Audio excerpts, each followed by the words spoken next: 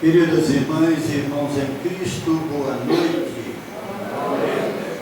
Hoje nós temos a alegria de ouvir a nossa irmã Carla Júlia, que falará sobre a paz do Cristo. À minha direita, a nossa irmã Conceição, que fará a prece final. Este irmão de vocês falará um pouco das ocupações e missões dos Espíritos, do Livro dos Espíritos, parte 2, capítulo 10. Perguntaram: só os espíritos elevados desempenham missões? Não. Todos nós que vamos desencarnando, dependendo do nosso grau evolutivo, poderemos ter missões, solicitar missões para desempenhar o nosso progresso espiritual. Então, há aqueles que aqui se encontram, ainda não são espíritos de escola super elevados, mas têm abaixo de si outros espíritos que precisam da sua orientação, que precisam dos seus ensinamentos. Então, sempre estaremos sendo úteis, dependendo daquilo que nós estamos pensando, fazendo, porque a doutrina dos espíritas é muito clara, né?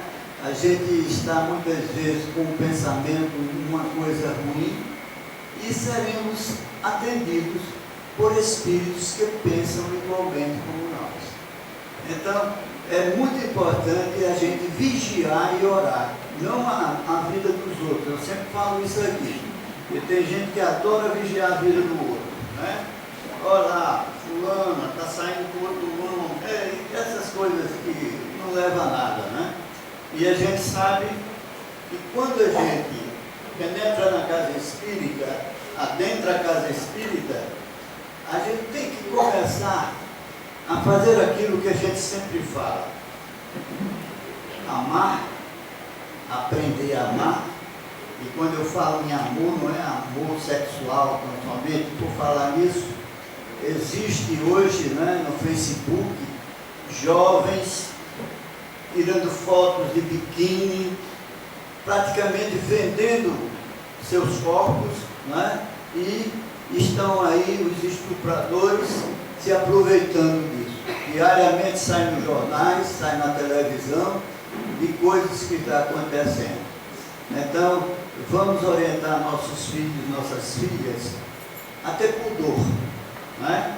Porque a pessoa que se põe a sua foto de biquíni, e muitas vezes aquele biquíni que nada consta, né? Só é um fio dental, atrai essas criaturas, né, que são pedófilos, e eles estão se aproveitando disso. Então, faz tua parte que eu te ajudarei, disse Jesus. É preciso que, moralmente, a gente veja em todos os campos, nós estamos muito mal. Não só na parte de corrupção, mas também no comportamento. Não é?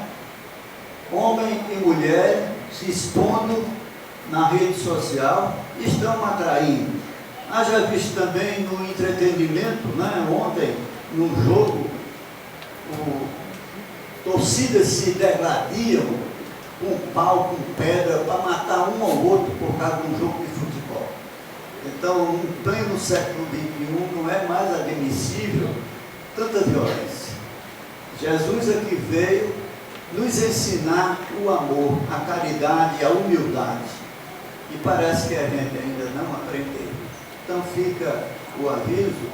E esses missionários, tanto desencarnados como encarnados, há pouco nós tínhamos um Chico Xavier, não é? Um Sai Baba, uma Madre Teresa de Calcutá, Irmã Dulce, de todas as religiões nós encontramos missionários. E aqui vem só ensinar o amor, a caridade e a humildade. Então, eu não vou tomar muito tempo da nossa irmã, que é minha filha do coração, viu? É mais uma filha que eu tenho. E vamos fazer a nossa prece inicial e passar a palavra para ela, para que a gente escute sobre a paz do Cristo. Senhor Jesus, Disseste certa feita que és o caminho, a verdade e a vida para Deus. Consciente de que és este caminho, que é a paz. É que te pedimos que neste momento, nesta casa de trabalho, de oração e de amor, a espiritualidade amiga derrame seus fluidos benéficos e salutares sobre todos que aqui se encontram, encarnados e desencarnados, especialmente sobre a nossa irmã Carla Júnior, e permite que possamos dar início à nossa reunião desta noite, gozando da plenitude de tua santa e divina paz. Que assim seja. Uma palavra, nossa irmã Carla Júnior.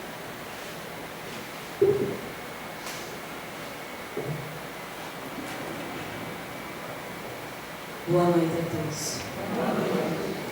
Eu vou falar sobre o livro Paulo Estevam. Terminei de relê-lo pela quarta vez a semana passada.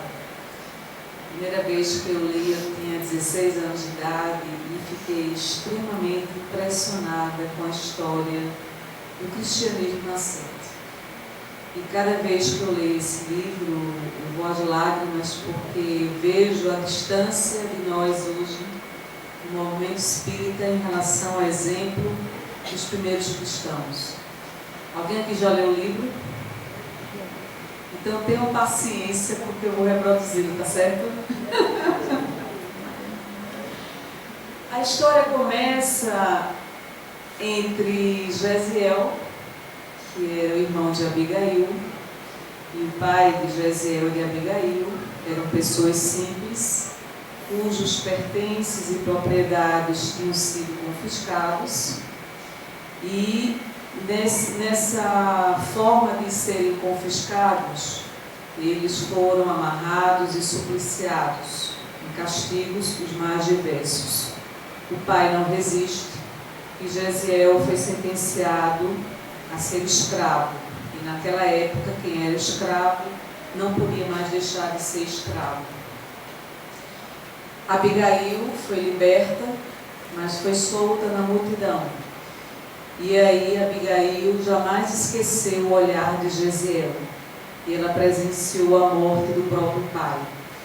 E durante a morte do pai, a desencarnação dele, ela começa a entoar um hino maravilhoso, que só as almas mais sensíveis são capazes de fazer. Gesiel guardou na memória aquele canto sublime da irmã. E ele foi sentenciado a ser escravo e foi repatriado para outro local muito distante. Ele teria que viver agora a vida de escravo. No navio, cuja embarcação estava repleta de escravos, encontrava-se um senhor romano, um patrício romano, que adoeceu gravemente nessa embarcação. E, de acordo com a educação dos escravos, foi selecionado o melhor escravo dentre eles, que era justamente Gesiel. Gesiel tinha uma conduta exemplar, era extremamente educado, muito fino, se diferenciando de todos os demais escravos que ali se encontravam naquela embarcação. Então Gesiel lutou contra a vida e a morte durante alguns dias, a benefício daquele senhor, daquele patrício romano.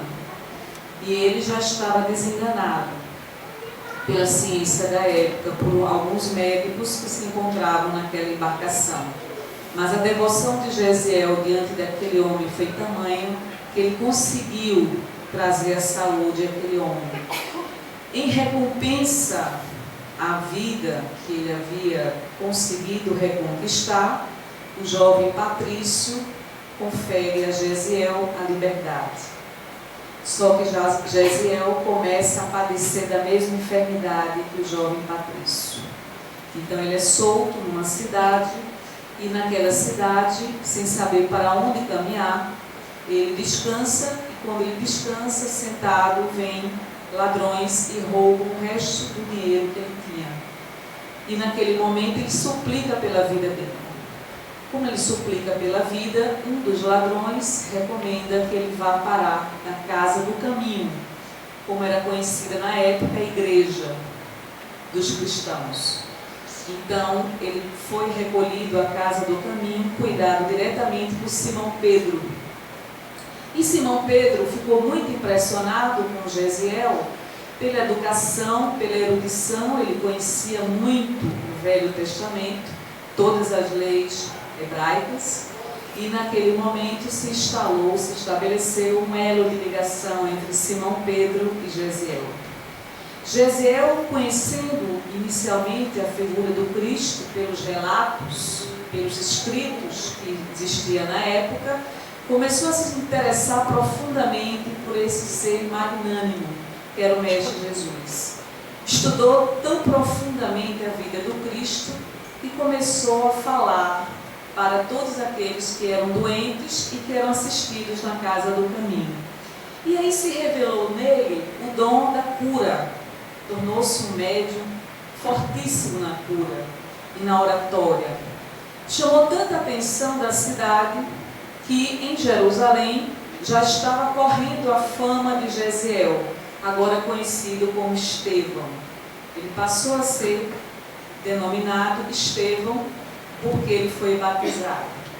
E aí Estevão fazia uso da oratória com todo o seu coração e toda a sua alma. E vários prodígios eram realizados quando ele falava em público e quando aquela multidão de famigerados o procurava em busca da própria cura. Certa feita, Saulo de Tarso, doutor da lei, doutor do Sinédrio, destacando-se pela brilhante oratória que ele possuía, ouviu comentar sobre esse jovem que vinha de terras distantes e falava em nome do Cristo, que ele combatia veementemente. Então, certa noite, ele resolveu ir lá escutar a oratória desse Estevão.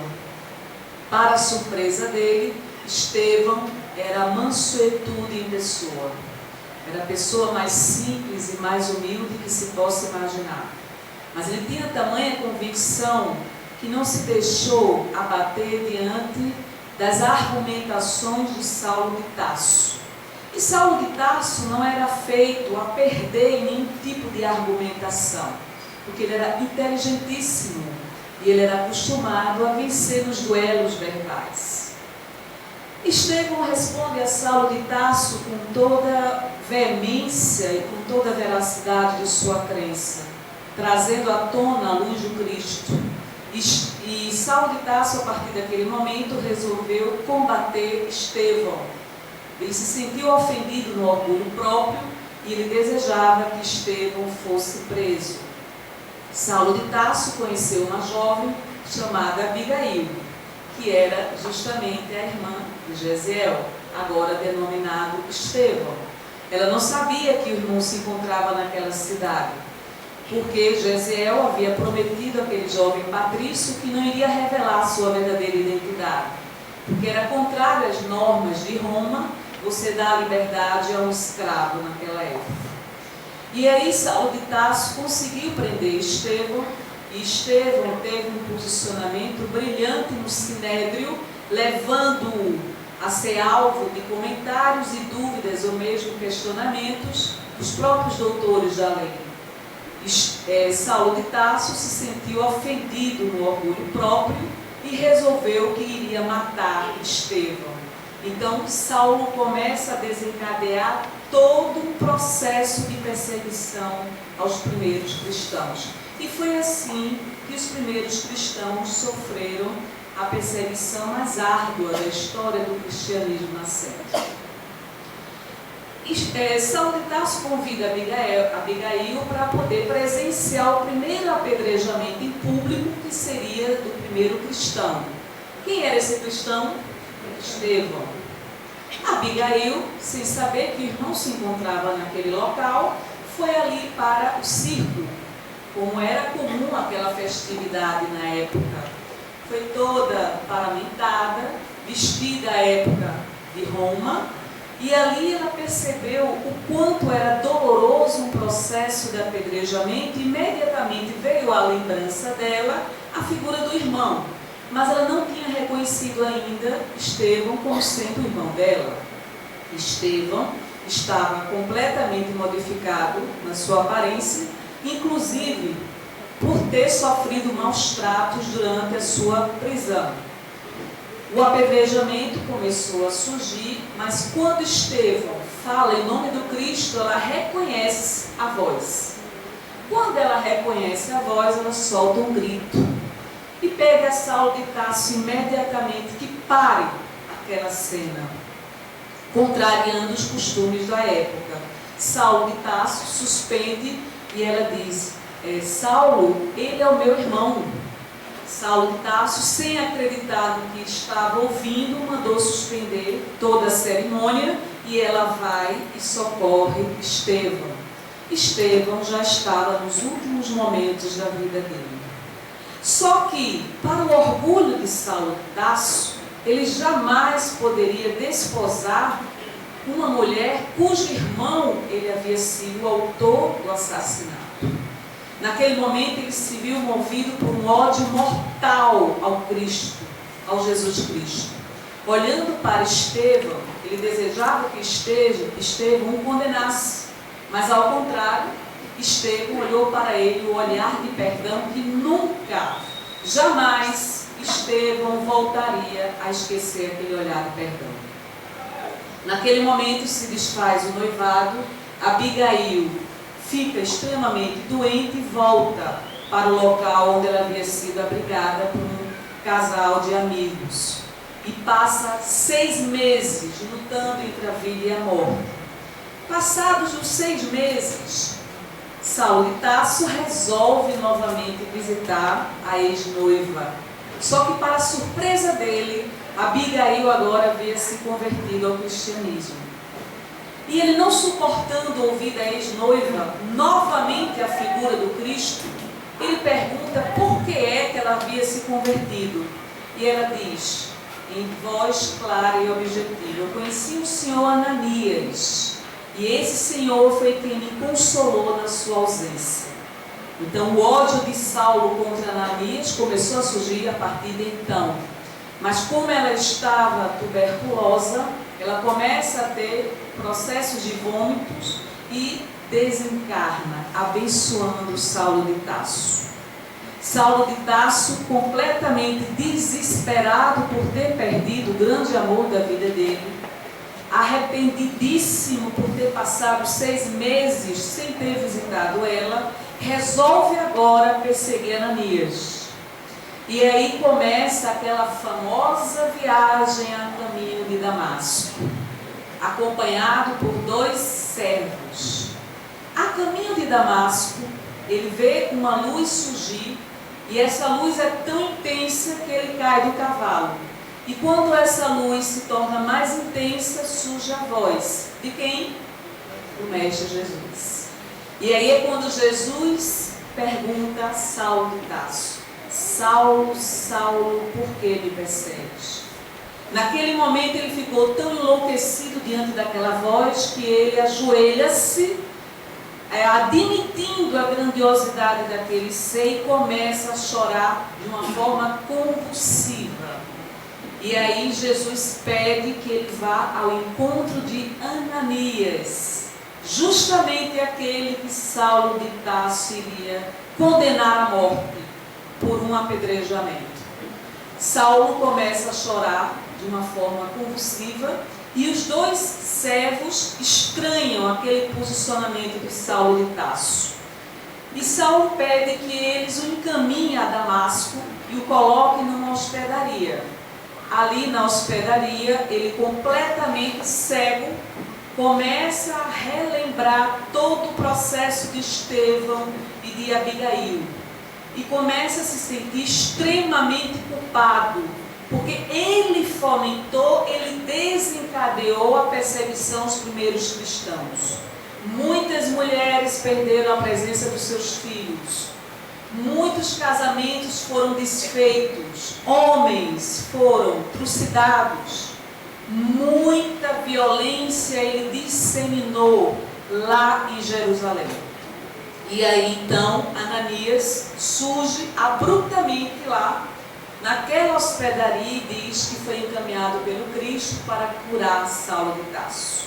ele faz a imposição das mãos sobre Saulo e Saulo recupera a visão.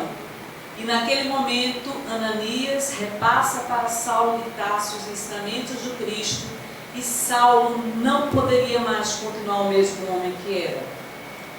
Eu nunca vi tamanha transformação na história do cristianismo como a de Saulo de Tarso.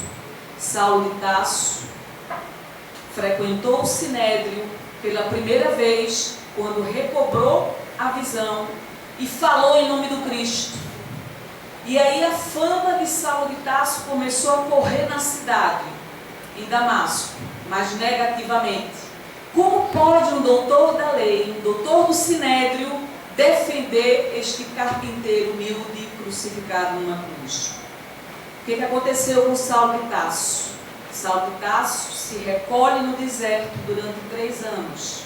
Nesses 3 anos, ele começa a trabalhar como tecelão, estudando de uma forma extremamente aprofundada todos os ensinamentos que ele teve acesso do Cristo.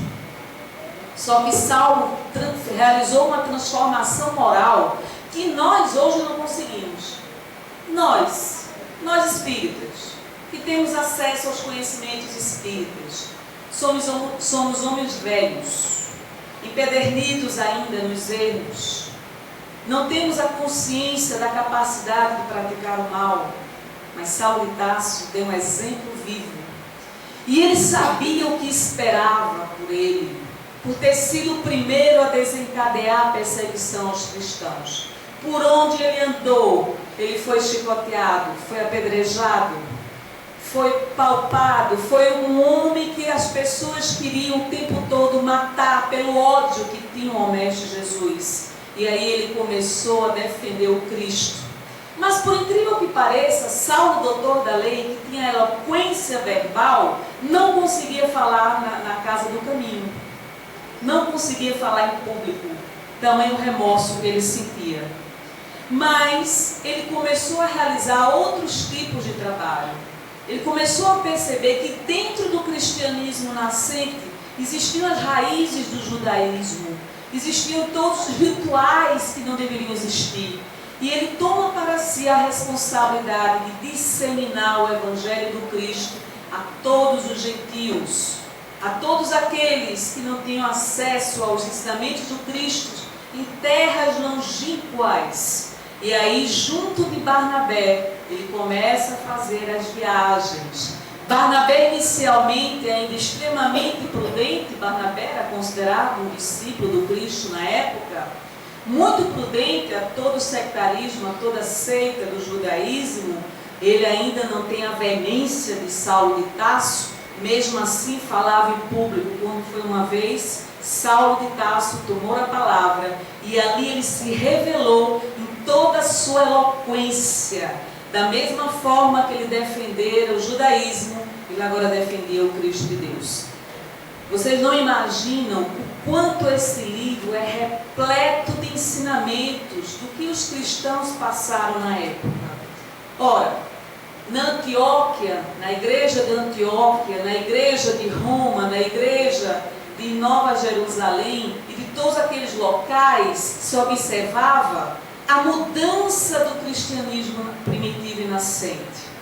O quanto as pessoas, os cristãos, tinham medo da perseguição. Então Saulo de Tarso tomou sobre si a responsabilidade de doar a sua vida ao Cristo de Deus. E a partir de então ele começou a realizar milagres de cura. Eram inúmeras as fileiras de pessoas doentes, velhos, crianças e mulheres que padeciam de anomalias que lhe procuravam.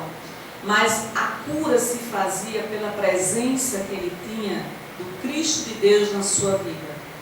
Foi retomando a sua eloquência verbal, foi retomando a sua capacidade de se impor e aos poucos foi realizando uma liderança no movimento do cristianismo, algo fenomenal. Várias e várias vezes se viu prisioneiro, preso nas grades, atrás das grades das prisões, e ali era onde ele escrevia as famosas epístolas, a Epístola aos Coríntios, a Epístola à Igreja de Roma, a Etiópia e por aí vai. O que Saulo de Tarso fez, agora transformado em Paulo de Tarso, ninguém na sua época fez. Vejam a forma como o Cristo de Deus atuou em Saulo de Tarso. Saulo se tornou o maior verdugo dos cristãos. Jesus compareceu diante de Saulo de Tarso, chamando-o ao esclarecimento necessário, porque ele conhecia o potencial de Saulo de Tarso. E Saulo, agora transformado em Paulo, fez mais do que muitos dos cristãos o fez naquela época. Mas aí ele começa a perceber que em Roma é desencadeado um processo de perseguição muito mais atroz do que em qualquer outra cidade da época. Muitos dos cristãos estavam morrendo nas arenas. Muitos dos cristãos estavam sendo soltos para os leões. Nero, na época, o rei Nero, tocou fogo em Roma. E uma forma que ele encontrou de aumentar, de acirrar a perseguição aos cristãos, foi culpabilizá-los pelo fogo, pelas labaredas que Roma estava sofrendo. E aí ele condenou os cristãos. O processo se acirrou muito mais. O que aconteceu com Saulo de Tarso? Foi preso, agora como Paulo. Mas ele reivindicou a condição de cidadania romana. Ele não poderia ser tratado da mesma forma que as pessoas que não eram romanas eram tratadas. Aí foi quando ele conseguiu a sua liberdade. Conseguindo a sua liberdade, ele foi para outras terras mais longínquas. E aí ele tomou conhecimento que Tiago estava sendo perseguido, Simão Pedro estava sendo perseguido, João estava sendo perseguido, Filipe havia sido morto pela perseguição dos romanos. Ele volta para Roma. Quando volta para Roma, lhe é comunicado que ali seria a sua última paragem. Ali seria o último local em que Paulo de Tarso iria pregar o nome do Cristo. Quando chegou em Roma, que recebeu a notícia de que precisaria agora também dar o testemunho, não junto dos cristãos, mas isoladamente, ele compreende quais são os ensinamentos do Cristo, quais são os planos do Cristo para ele. E ali ele pede que o soldado cumpra a sua obrigação. E qual era a obrigação do soldado? Matá-lo. O soldado treme, sem a coragem de levar a termo a sua missão de matá-lo. E ele o encara com a mesma serenidade de Estevão. O que eu achei mais bonito desse livro é o quanto nós temos que refletir a paz do Cristo. Essa paz do Cristo parece ser algo bastante distante para nós. Não existe paz enquanto houver o erro. Não existe paz enquanto houver a viciação. Não existe paz enquanto houver o tormento mental. Todos nós padecemos em níveis diversificados desse tormento mental e espiritual. Todos nós temos uma lista incomensurável de más tendências a serem modificadas. Quais são os planos de Deus para a nossa vida? O que é que o Cristo de Deus deseja que nós façamos? Temos coragem? Somos capazes de dar o testemunho? Saulo de Tarso teve que se transformar em Paulo de Tarso. Talvez Carla tenha que se transformar em uma outra pessoa que não ainda é Carla. A semente está plantada, mas não frutificou. Sou espírita desde os 16 anos de idade, não é possível. Já estou com 50. Quanto tempo mais terei que passar pela metamorfose espiritual? Nós somos espíritas, aprendizes da doutrina espírita, estamos há quanto tempo? Independentemente do tempo que estamos na doutrina espírita, quem somos? Amamos o Cristo, testemunhamos o Cristo, tratamos bem o nosso semelhante, somos instrumento da verdade? Que tipo de paz é esse que nós desejamos? É aquela paz que não tem que dar o testemunho próprio? Não conheço nenhum que segue o Cristo de Deus que não tenha que passar pela via crucis. Todos têm que passar pela via cruz. Todos são acicatados pelas traições, pelas culpabilizações, pelas amarguras, pelas tristezas, por dores incalculáveis. Não conheço ninguém que siga o Cristo de Deus que não tenha que dar o seu próprio testemunho. Conhecereis os meus discípulos por muito se amarem. Nós não sabemos ainda o que é o amor. Se nós não formos vigilantes, estaremos comentando mal uns dos outros, dentro e fora da casa espírita.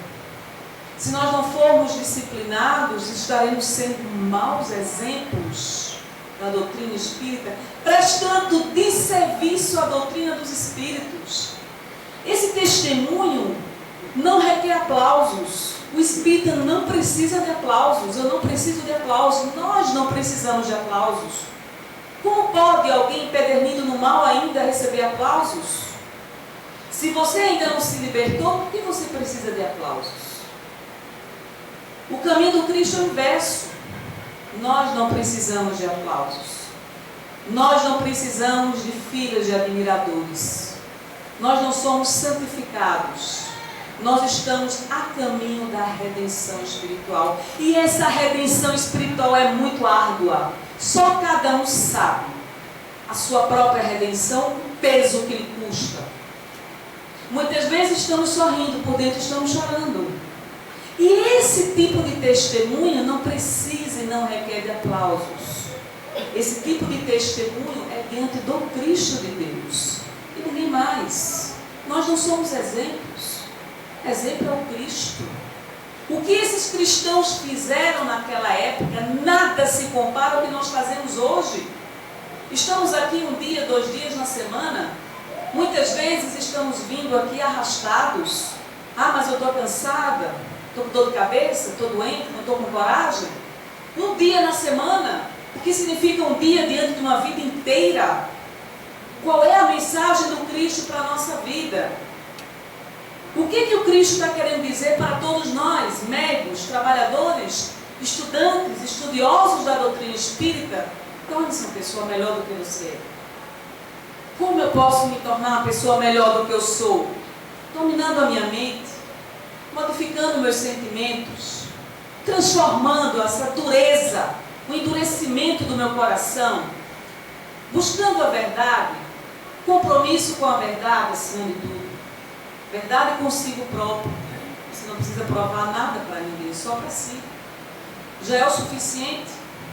Se você não tem compromisso com a verdade, você não tem compromisso com Cristo.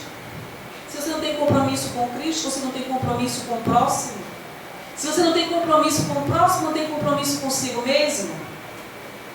Ora, nós sabemos o exemplo dos grandes missionários. Nós não somos grandes missionários. Esses grandes missionários abraçaram o Cristo de Deus de uma forma que nós não abraçamos ainda. Se nós fôssemos tocados pelo verdadeiro amor, que revolução o amor não faria na nossa vida? Como seríamos diferentes do que nós somos?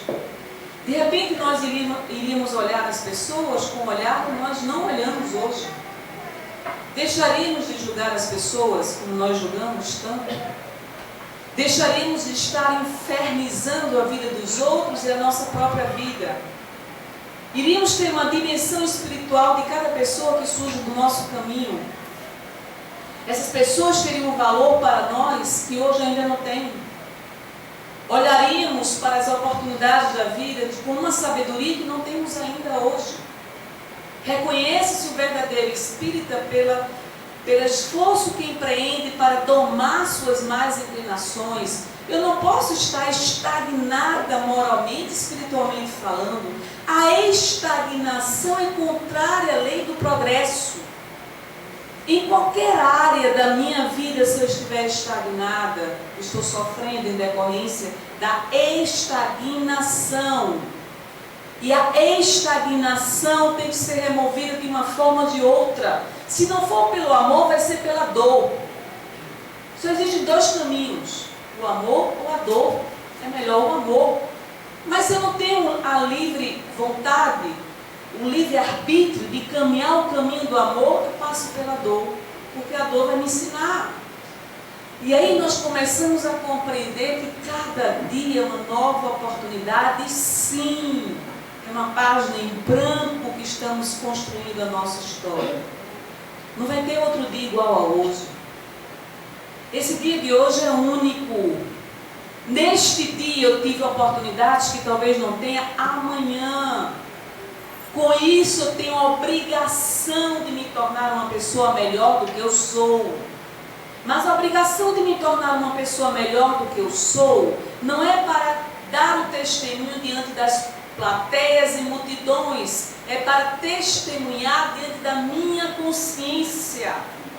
Novamente, nós não precisamos de aplausos. Nós não estamos aqui numa plateia disputando quem é mais, quem é menos. Todos nós ainda somos menos diante do Cristo e diante dos grandes missionários. Estamos em busca da luz espiritual quando as trevas estão habitando dentro de nós. Mas nós temos o potencial da luz. Brilha a sua luz sempre. Somos uma criação de Deus. Chega de tanta negatividade. Eu não sou uma vítima da vida, da justiça. Não sou uma vítima de Deus. Deixar de assumir a posição de coitadinha e assumir a sua responsabilidade diante dessa mesma vida. Então nós podemos construir uma nova história, sim. Qual é a história que eu quero construir para a minha vida? Que história é essa que eu quero construir para a minha vida? Uma história diferente. Se nós temos a capacidade de falar mal das pessoas, aprendemos a silenciar.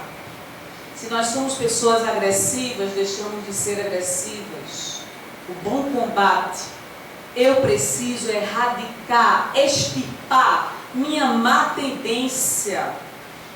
O amor com que eu faço as pequeninas coisas da minha vida vão me dar a dimensão da minha própria existência. Eu estive hoje falando lá no Porto do Recife, hoje à tarde, e a gente foi falar sobre o tema gestão da emoção. Acreditem, o que mais o ser humano precisa é de compreensão. Nós fizemos uma experiência de uma homenagem de um servidor público para outro servidor público, que é uma coisa que não é comum no serviço público, você homenagear o outro. Aliás, em qualquer ambiente de trabalho. A emoção das pessoas de se sentirem homenageadas. O sentimento de gratidão, essa pessoa está me homenageando. E isso não é comum. Não adianta o conhecimento se não consegue penetrar na alma do ser humano. De que adianta se somos fariseus? O movimento espírita não precisa de pessoas hipócritas, que aparentem ser o que não são. Nós somos o que somos, em busca da redenção. Santifique cada dia da sua vida, tentando fazer o melhor às pessoas.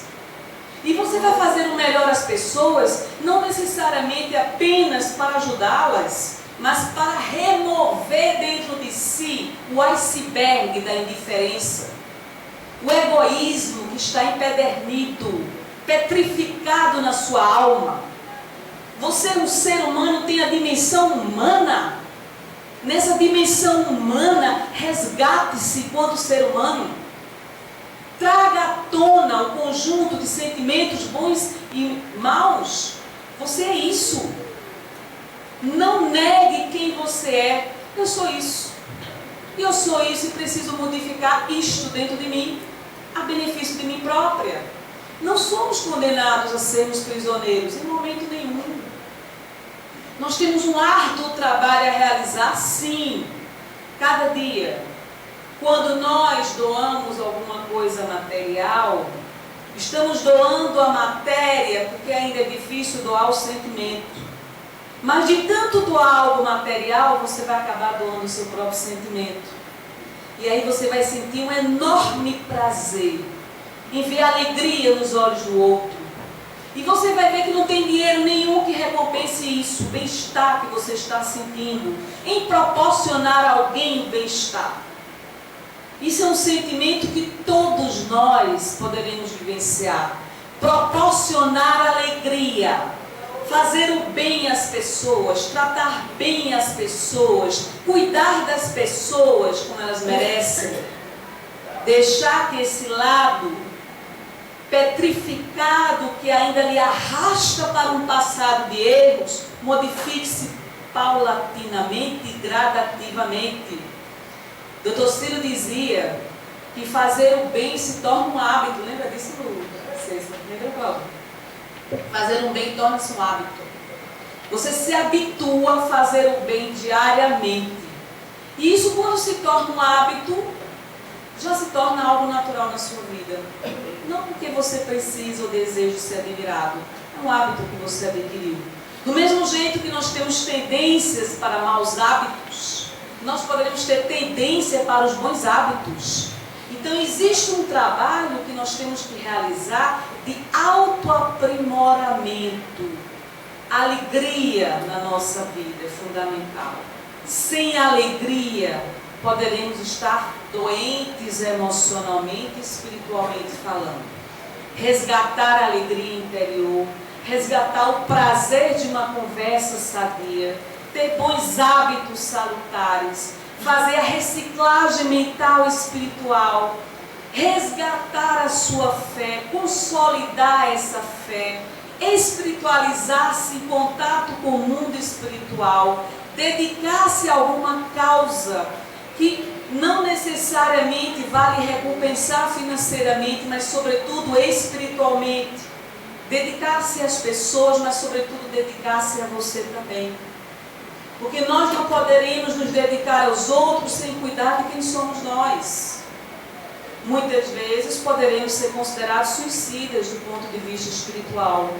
Porque eu não estou cuidando do meu corpo material, eu não estou cuidando do meu campo emocional, eu estou me deixando abater pela tristeza, pelo remorso, pelo ressentimento, pela amargura. Eu estou cada vez mais materializando o conjunto desses sentimentos e dessas emoções negativamente. Experimente sentir muita tristeza e você vai ver que você vai adoecer dos rins, que você vai afetar algum órgão do seu corpo físico. Nas grandes dores, como é que você reage? Como nós temos coragem de enfrentar as grandes vicissitudes da vida? Então nós temos um compromisso como adeptos da doutrina espírita de disseminar a paz. E não podemos disseminar a paz se somos instrumentos da violência. E a violência é um resquício de barbárie do ser humano. Quem segue o Cristo não pode ser violento. O que nós presenciamos ontem, né, Cláudio? O que foi noticiado ontem é uma barbárie descomunal. Até que ponto o ser humano é dominado por emoções, perdendo o controle racional dessas emoções, levando quase à morte um outro ser humano simplesmente porque ele não comunga o seu time de futebol? É isso que nós estamos fazendo em sociedade, nos massacrando uns aos outros, banalizando a violência, tornando a violência algo comum na nossa sociedade. A violência está enraizada, internalizada na nossa forma de atuar e de agir.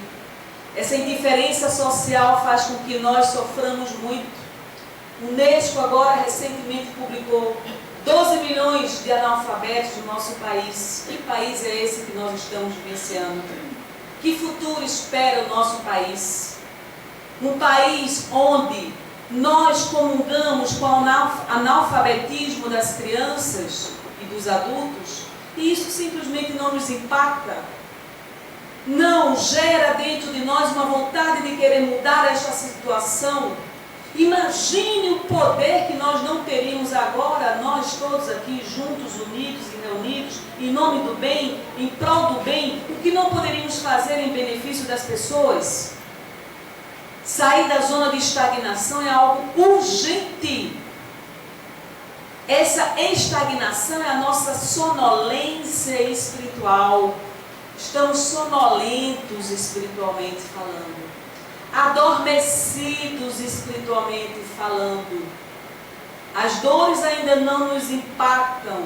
Então é necessário passar pela perda de um ente querido, é necessário passar por um desemprego, é necessário passar por situações as mais graves para resgatarmos a capacidade de sentir dor, porque a nossa indiferença está congelando o nosso coração. Não, não pode ser assim. Não somos seguidores do Cristo.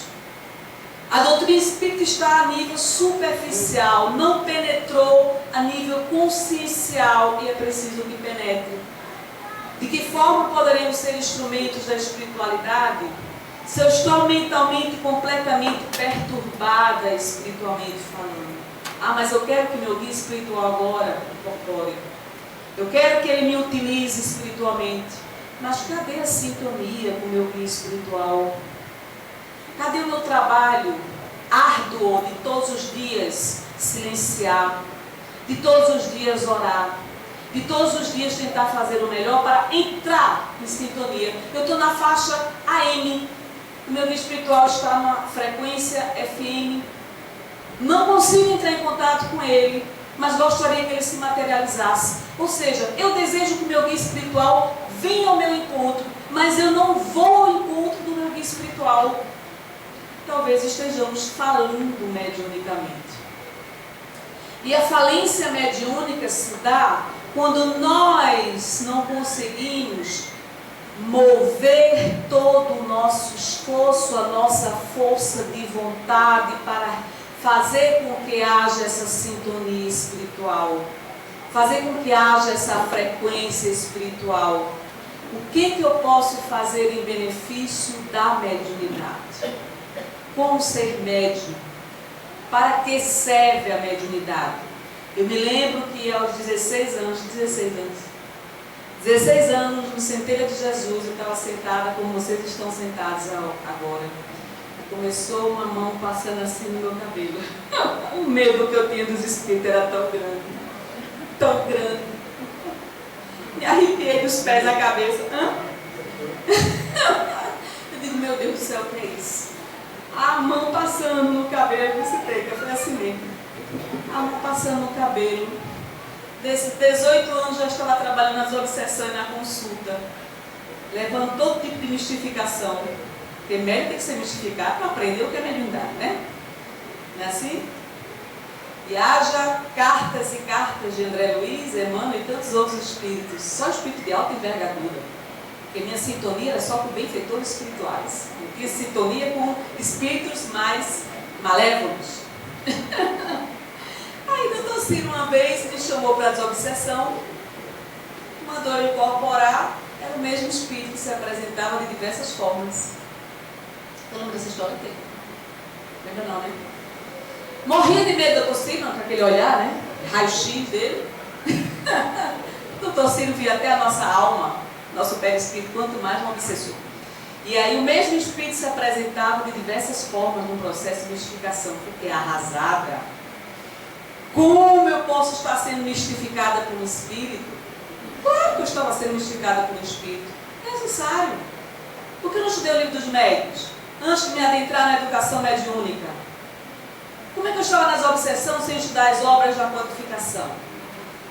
Quando você atropela os passos, só pode dar nisso. Nós desejamos nos tornar médiuns ostensivos sem estudar a base da doutrina. Qual é a base da doutrina? O Evangelho, Livro dos Espíritos, o que mais? Livro dos Médiuns, Gênese, Céu e Inferno. Nós temos que estudar. A doutrina espírita é uma doutrina, uma ciência, uma filosofia com consequências morais. Eu não vou entender o que é o intercâmbio mediúnico se eu não estudar sobre o intercâmbio mediúnico. E aí passamos por muitas experiências. Quantas vezes o doutor Ciro dizia, vá buscar tal espírito em tal região, morria de medo de ir naquelas regiões, mas ia. Sempre fui obediente e de todo jeito. Descreva o que está acontecendo na região, a gente descrevia. Voltava só Deus sabe como, mas fazia. Aí certa feita ele disse, você está engavetando a sua mediunidade. Sabe o que é engavetar a mediunidade? É quando você tem medo da mediunidade. Você tem medo de ser obsidiado, de ser mistificado. Já tinha passado por tanta mistificação que eu estava com com medo da mediunidade, né, Simone? E aí, quando ele me disse isso, tive de alerta. Nunca mais eu tive medo da mediunidade, depois disso. Certo? Primeira vez que me deram a oportunidade de fazer uma prece, esqueci o Pai Nosso no meio da oração. O medo era tão grande. Enfim, nós temos que passar pelas experiências mediúnicas, estudar a doutrina dos espíritos, não nos julgar infalíveis. Não somos melhores nem piores do que ninguém. Somos seres humanos. E como seres humanos estamos sujeitos aos erros e acertos. Graças a Deus. Médium que não passa pela decepção não é médium. Como é que você pode confiar no médium que nunca passou por uma decepção? Que não passou pelas labutas que a mediunidade imprime? Isso independe de tempo. Tempo não é credencial nenhuma. E aí nós vamos aprendendo lições tão simples. Como se tornar uma pessoa de bom senso? O bom senso requer domínio, autodomínio. Você não fala qualquer coisa, você mede a consequência da sua palavra, o efeito que isso vai acarretar nas pessoas. Eu quero ser instrumento mediúnico, mas não tenho controle sobre mim mesma. Como eu vou entrar em sintonia com benfeitores espirituais? Não é possível. Essa sintonia, ela se constrói todos os dias. Todos os dias você pode dialogar com o seu guia espiritual, com os amigos espirituais. Isso não é uma fenomenologia sobrenatural, é algo natural, a presença dos espíritos. O livro Paulo Estevam está repleto de fenômenos mediúnicos. Vários fenômenos em que Paulo de Tarso entrava em contato com os espíritos. Os cristãos primitivos recebiam as comunicações dos espíritos. O nome espírita foi criado pela doutrina espírita, mas a fenomenologia é muito antiga. Se essa fenomenologia era tão antiga, por que é que nós hoje temos tanto medo da mediunidade? Como pode na casa espírita não ter fenômeno mediúnico? Como pode um médium ter medo de dar uma comunicação em público? Não é possível. Nós somos médiuns, não é?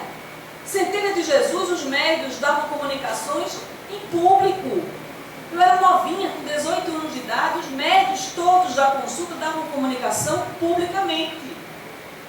Então nós temos que passar por uma série de experiências e nessas experiências vamos afinando o processo do intercâmbio mediúnico, estreitando os laços com benfeitores espirituais. Só assim é possível ser instrumento da paz. Porque aí eles vão lhe utilizar em vários momentos na sua vida, não só dentro da casa espírita.